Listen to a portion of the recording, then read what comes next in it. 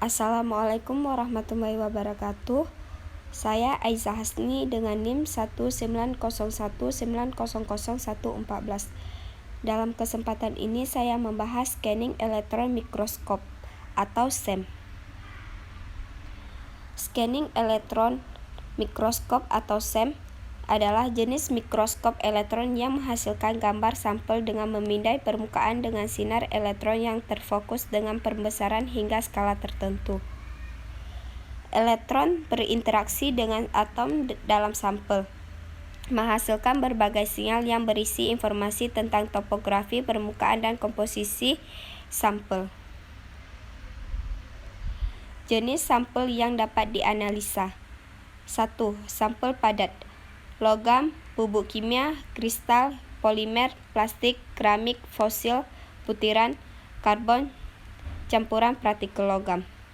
2. Sampel biologi.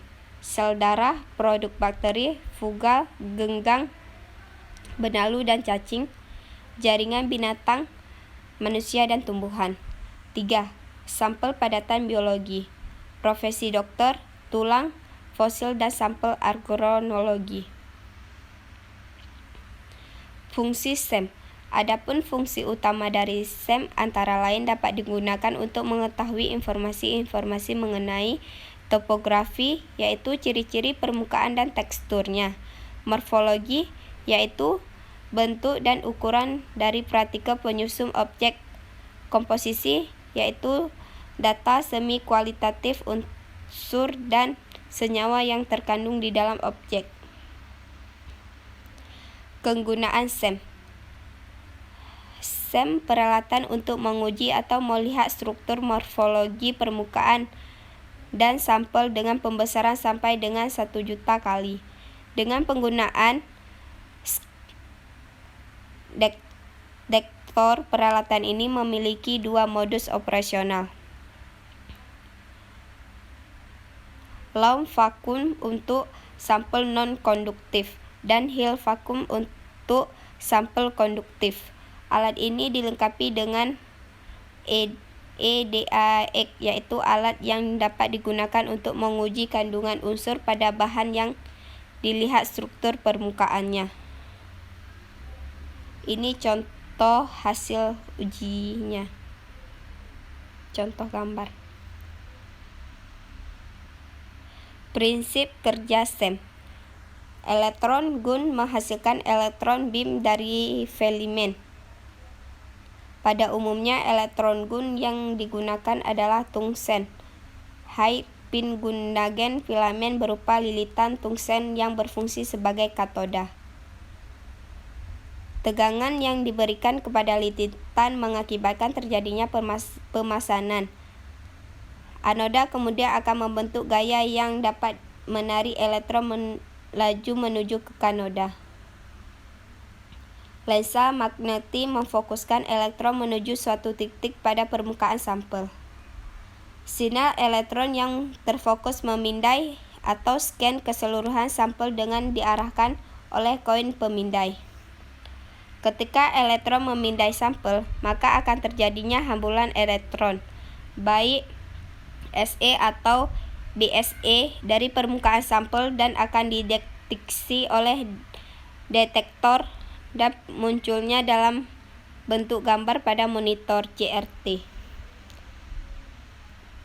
Ada beberapa sinyal yang penting dihasilkan oleh SEM. Dari pantulan lattice didapatkan sinyal elektron sekunder dan karakteristik sinar X.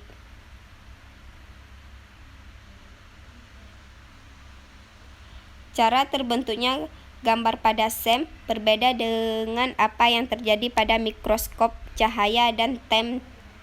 Pada SEM, gambar dibuat berdasarkan deteksi elektron sekunder atau backscatter. Elektron yang muncul dari permukaan sampel ketika permukaan sampel tersebut dipindai dengan elektron. Elektron-elektron yang terdeteksi selanjutnya diperkuat sinyalnya.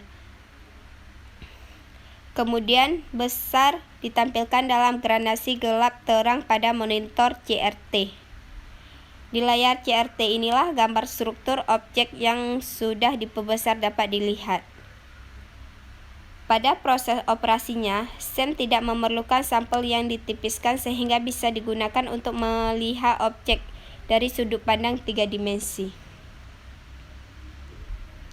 Kelebihan dan kelemahan. Kelebihan SEM: menghilangkan efek pergerakan elektron yang tidak beraturan karena adanya molekul gas pada lingkungan tersebut yang dapat mengakibatkan penurunan intensitas dan stabilitas. Meminimalisasi gas yang dapat berinteraksi dengan sampel atau menyedap pada sampel, baik gas yang berasal dari sampel ataupun mikroskop. Karena apabila hal tersebut terjadi, maka akan menurunkan kontraks dan membuat gelap detail.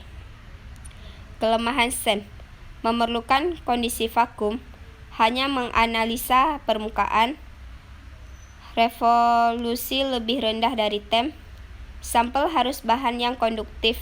Jika tidak konduktor, maka perlu dilapis logam seperti emas. Assalamualaikum warahmatullahi wabarakatuh.